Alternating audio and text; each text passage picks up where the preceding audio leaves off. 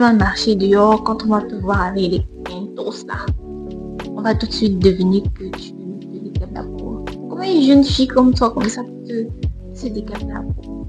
Bonjour à tous, je suis Dorcas et bienvenue sur ma chaîne. Et aujourd'hui, on se retrouve pour une conversation qui portera sur la dépigmentation. Et pour avoir cette discussion, voilà, je vais tout simplement partager mon expérience personnelle avec la dépigmentation. Et pour moi, c'est un sujet qui mérite mon attention parce que c'est un sujet sérieux. Oui, c'est un sujet sérieux. Attention, je fais cette vidéo pour crucifier, juger, condamner la pratique en elle-même et pas les personnes qui pratiquent encore ça de nos jours. Comment est-ce que j'ai failli me dépigmenter la peau? Comment est-ce que j'ai failli? Alors, déjà, il faut savoir une chose, je suis camerounaise, je vis au Cameroun. Oui, et la dépigmentation porte un autre nom. Vraiment. Il est communément connu au Cameroun comme le Ndiansang. Quand on dit Cameroun, quelqu'un fait le Ndiansang, ça veut dire que cette personne se dépigmente la peau. On peut aussi parler de décapage, hein, décaper la peau. Ok. Donc, une fois que voilà, j'ai posé les termes selon mon contexte au Cameroun, je vous raconte comment est-ce que j'ai été influencée. Parce que oui, effectivement, j'ai été influencée. L'idée n'était pas venue de moi. Parce que moi, je ne pouvais pas avoir cette idée-là. Alors, justement, j'ai été influencée comment? J'étais encore étudiante, ok, j'étais étudiante, je vivais dans un camp, voilà, avec ma famille. Et dans le camp, il y avait justement une voisine. Une voisine, c'était une jeune dame, une femme au foyer, ok. Et elle, comment je vais dire? Je vais d'abord vous dire comment est-ce que, voilà, cette famille était. C'était une femme noire, ok. C'était une femme noire, son époux, voilà, il était clair de peau, ses enfants aussi étaient clairs de peau. Donc, je vous dis ça parce que je sais un peu, parce que c'est bien après que j'ai essayé de faire cette analogie-là, de vraiment le mari blanc, enfin, le mari clair de peau, les enfants clairs de peau. Donc, automatiquement, elle aussi, elle devrait être claire de peau. Bah, du coup, bah, elle se présentait comme quelqu'un là qui compose des laits pour prendre soin de son corps. Quand il dit prendre soin de son corps, voilà, pour se blanchir. Donc, elle faisait ce type de décoction et qu'elle se poignait. Donc, quand elle s'était installée, voilà, dans le camp, parce que c'était une locataire, on était devenus proches. Et comme on avait surtout des points, voilà, sur lesquels on pouvait discuter, voilà. Donc, on avait souvent des échanges.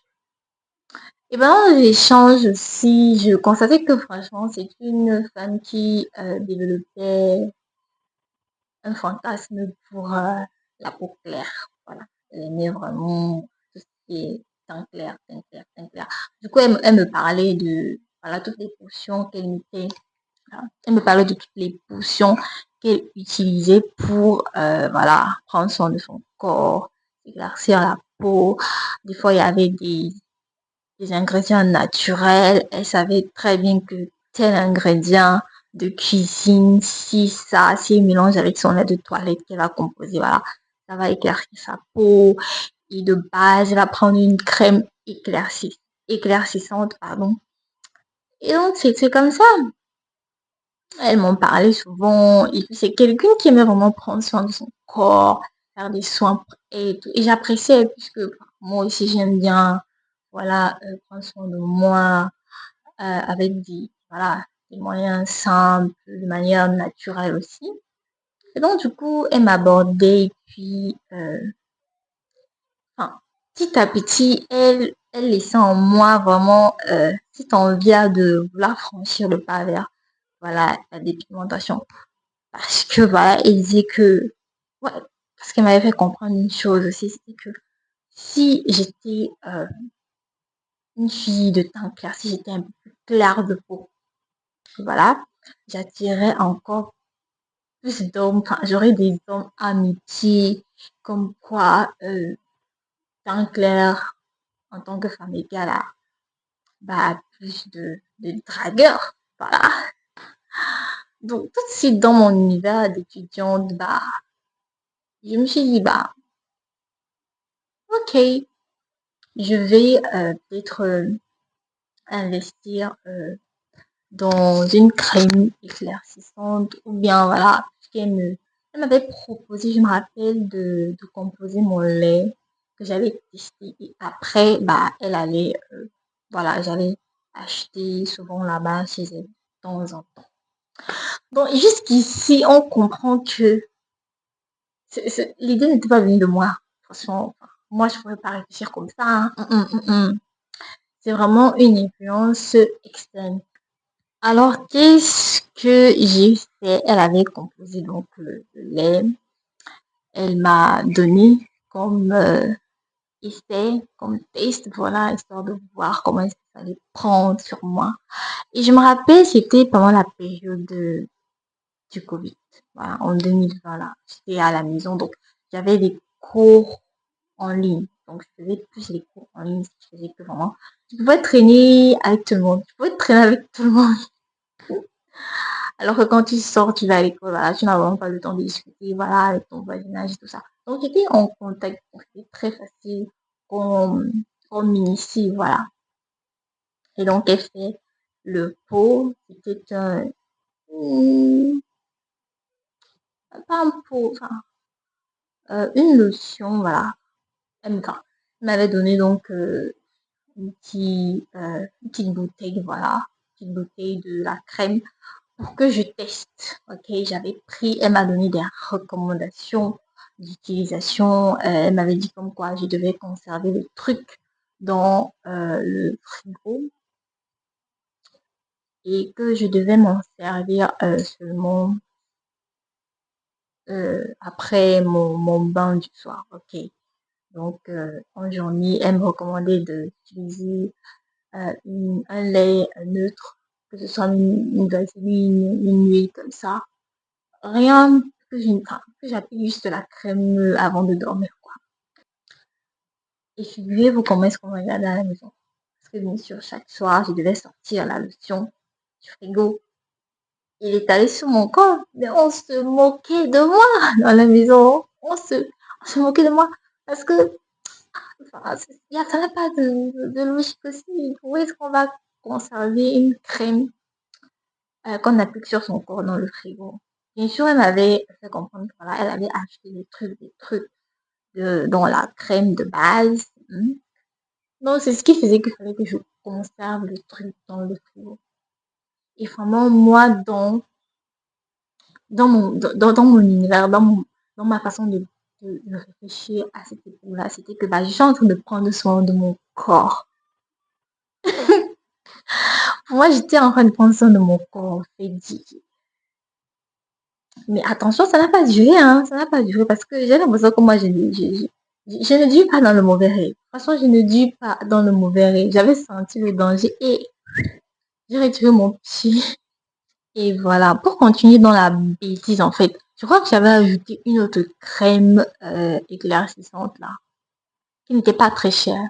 Parce que vraiment, pour les produits décapants, il y a pour toutes les bourses sur le marché, hein. Puis, j'avais pris une petite crème là, je crois, à 1000 francs, et qui éclaircissait également. Oui, je crois que j'avais ajouté ça. Et on était toujours en période de Covid. Et je crois que c'était la saison sèche. Donc, imaginons la crème là qu'on m'avait proposée, que je gardais au frigo, et la crème là que j'avais rajoutée. Ok. Et bien sûr, la crème que j'avais également achetée, on me l'avait recommandée. Quelqu'un d'autre aussi me l'avait recommandée. Pour dire que ouais, pour pouvoir peut-être éliminer les taches des cils, acheter le crème. Voilà, celle-ci, moi j'utilise pour ça. Oui, effectivement, ça m'aide à éliminer les taches noires et tout ça. Ok, c'était vraiment dans l'optique là que je prenais la crème. Ok. Donc, ça n'a pas traîné vraiment mon corps. Parce que mon corps est déjà ça déteste tout ce qui est bizarre. Parce que c'est bizarre. Mon corps tout de suite a commencé à envoyer des signaux que, hé, mademoiselle, qu'est-ce que tu mets sur moi? Arrête, qu'est-ce que tu mets sur moi? Les boutons commençaient à sortir, je me grattais. Enfin, mon corps ne supportait plus ces produits et m'avait envoyé des signaux. Donc, je dirais que c'est d'abord mon corps qui m'a poussé tout de suite à arrêter euh, le décapage. En fait, c'est ça qui, c'est mon corps là. Mon corps rejetait tout simplement les substances là. Ça n'allait pas. À un moment donné, mon cou comme ça avait noirci parce que il y avait des boutons et pas que. Donc, c'est là mon corps. J'ai vu d'écouter mon corps et j'ai dit, hé, mamie, il faut arrêter. Qu'est-ce qui se passe? J'avais l'huile de Nîmes à la maison. Maintenant, je me poignais seulement avec l'huile de Nîmes. Vous voyez, imaginez l'huile de Nîmes qui ne sent pas très bon. Et moi, je déteste les odeurs, mauvaises odeurs. Imaginez, je vais désormais me oindre avec l'huile de Nîmes pour sortir. Même quand les cours avaient repris, je devais seulement appliquer l'huile de Nîmes sur moi. Parce que voilà, je ne voulais plus agresser ma peau. Je ne voulais plus agresser ma peau, en fait. Et la deuxième chose qui m'a poussée à arrêter avec ces crèmes-là, c'est que de base, je suis une fille qui a une forte pilosité sur les jambes. Donc, imaginez-vous devoir appliquer la crème éclaircissante. Et comme j'ai une pilosité, voilà, et mes poils de mes jambes, je ne les rase pas. J'avais comme des petits points. Ça m'a fait comme une sorte, ça m'a fait comme une sorte de tenue militaire. Donc, vous voyez vraiment, il y a une zone comme ça qui s'est éclaircie, l'autre zone est restée noire parce que, justement, les poils, le fait que j'ai des poils sur l'ensemble de mes jambes, ça ne permettait pas à ce que ma peau absorbe tout le produit. Donc, je me retrouvais avec des jambes comme ça. Tenue militaire. Tenue militaire, comment? Je regarde mes pieds, c'est pas possible. Je suis venue, bah, ça ne sert à rien d'autre parce que je ne vais pas me raser les poils de mes jambes parce que je me dis pigmenter la peau. Non, ah non, non, je ne pouvais pas le faire. Donc, ça aussi m'a vraiment poussé à arrêter d'appliquer ces crèmes-là sur mon corps. Pardon. Voilà. La dernière chose, voilà, qui avait fait en sorte que j'arrête définitivement d'appliquer ces crèmes sur mon corps, c'était le fait que je me disais que quand je vais retourner, voilà, parce que je ne vivais pas dans la même ville que mes parents, quand ma maman va me voir, parce que elle m'avait souvent dit, je ne veux pas te voir te dépigmenter la peau, je ne veux pas que tu essayes de te décaper, ne fais pas ça un jour dans ta vie. Tu gardes ton corps comme ça. Imagine-toi que ta maman là-bas, elle sait que sa fille, elle a la même teinte de peau. Quand elle va me revoir, qu'est-ce qu'elle va en penser? Mais j'allais passer un sale quart d'heure. Donc, en fille sage que j'étais, j'ai arrêté. Franchement, j'ai arrêté. Et c'est comme ça n'avait pas duré. C'était les histoires de un mois et demi comme ça. Vraiment pour que un mois vers 2 mois comme ça. Je n'ai pas traîné dans l'histoire. Je n'ai pas traîné. Et à un moment donné, je me suis juste posée. Je me suis regardée en face. Je me suis dit, mais pourquoi est-ce que tu te dépigmentes la peau en fait? Ça fait déjà une belle peau. Les gens apprécient ma peau, la qualité de ma peau. Voilà. Pourquoi est-ce que tu vas te monter la peau? Pourquoi quand tu vas marcher dehors, quand on va te voir avec les pintos là, on va tout de suite deviner que tu te décapes la peau. Comment une jeune fille comme toi, comme ça, peut se décaper la peau? Je dis non, j'arrête. J'arrête comme ça, j'ai arrêté toute seule. C'est pas quelqu'un qui était venu me dire que, comme tu vois, voilà, ta peau, c'est devenu comme ça, non. Vraiment, avec tous les signaux que mon corps m'avait envoyés. Et voilà, l'amour de soi, hein. J'ai arrêté. J'ai arrêté tout de suite. Ça ne m'allait pas. Et je trouvais vraiment que j'avais changé ma façon de penser, justement parce que j'avais été influencée par quelqu'un qui peut-être manque de confiance en elle. Elle manquait de confiance en elle et elle trouvait vraiment un refuge dans la documentation. Donc, mon histoire personnelle n'est pas si grave que ça parce que je n'ai pas eu un cas de brûlure extrême. Je n'ai pas eu ma peau abîmée. Non, je ne suis pas arrivée à ce niveau-là et je n'ai pas mis longtemps dans voilà, la pratique. Et j'étais très, très, très, très jeune, franchement. Donc, j'étais très influente. Tout le monde ne pouvait pas naître avec un teint clair. Donc, oui, heureusement pour moi, je n'ai pas duré dans ça. Mais ça m'a également appris beaucoup de choses. J'ai pu, voilà, m'aimer comme j'étais. Hein. Je me suis aimée comme ça. Et aujourd'hui, il n'y a vraiment aucune gamme métissée qui peut me faire douter de rester ainsi, de garder mon teint naturel. Donc voilà, on arrive à la fin de cette vidéo et je voulais vraiment partager cette expérience. Parce que oui, une fois de plus, c'est un sujet sérieux qui mérite l'attention de tous. Ok? Donc on se dit à la prochaine pour une autre vidéo.